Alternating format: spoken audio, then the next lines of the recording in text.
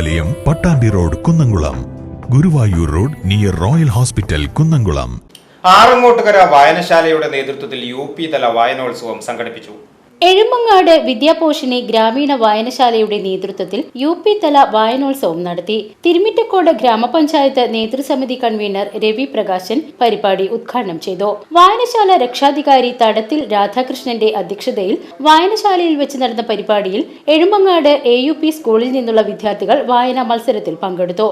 ബാലവേദി മെന്ററും വായനശാല എക്സിക്യൂട്ടീവ് അംഗവുമായ രേവതി ടീച്ചർ മത്സരങ്ങൾ നിയന്ത്രിച്ചു. മത്സരത്തിൽ പങ്കെടുത്ത എല്ലാ കുട്ടികൾക്കും ഉപഹാരം നൽകി ആദരിച്ചു. 30ഓളം കുട്ടികളാണ് വായനോത്സവത്തിൽ പങ്കെടുത്തത്. തിരുമിറ്റക്കോട് ഗ്രാമപഞ്ചായത്ത് അംഗം ഗ്രീഷ്മ, വായനശാല secretary KP Janardhanan, vice president Moideen Kutty master എന്നിവർ പങ്കെടുത്ത് സംസാരിച്ചു. VCV news, Arangottukara.